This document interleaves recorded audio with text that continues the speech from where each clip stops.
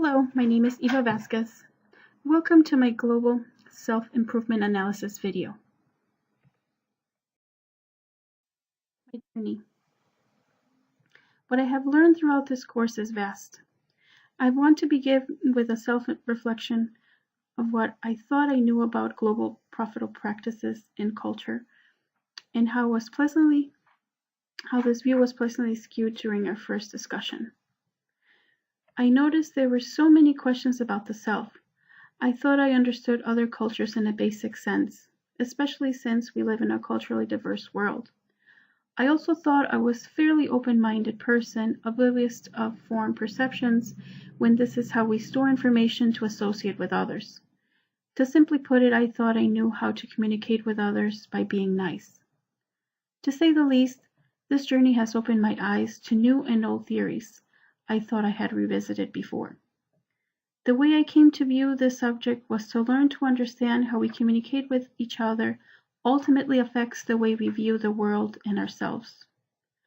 From Hofstede, I learned I could revisit again and recognize I have limited understanding of cultural interactions that help create successful and professional outcomes.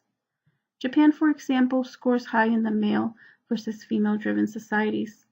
In my industry, we have learned that while females are respected, males in leadership positions are preferred. Japanese culture also values collectivism as a way of doing things and as a way of life. From Bennett and Cole's models, I have learned acceptance of others and to view others with a global perspective. McDaniel's and Samovar theories taught us to look from within and rethink what has become second nature in order to evolve from our personal culture. From Rosling and Gurmawat, I learned to seek fact-based information and to continue to seek knowledge to challenge myself to find out the truth regardless of popular beliefs. This is especially important in today's world when social media is used to fuse and obscure fact-based knowledge.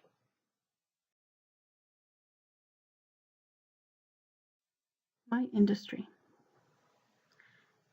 My field is international business.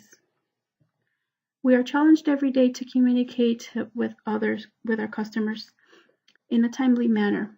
Nevertheless, we are bound by email communications mainly because of the time differences. Throughout this journey, I have learned to be more empathetic instead of pushing through emails when responding to customers. I have learned patience and understanding for others with the help of Hofstede, Bennett, Coles, and Ting Toomey's models. Not everything evolves around the westernized culture, and if we want to succeed, we must embrace other cultures and change the way we do business. I have learned, for example, it is okay to push back and reschedule business during Ramadan, even if the customer from the Middle East insists. It is simply business suicide to accept such an assignment during this period. Some of the recommendations for my industry are as follows. First and foremost, stop and understand customers' requests, delving ourselves in a more ethno-relative experience. We need to learn to accept, adapt, and integrate as recommended in Bennett's model. As our international markets grow, it is important to continue to have dedicated staff for each major region. However, it is imperative we share the knowledge, especially now that we are telecommuting more than 50% of the time. Understanding Hofstede's culture dimensions to help us enrich our relationships with international and external customers. Implementing Toomey's theories on how conflict resolution or conflict prevention can help us to get to a common ground solution.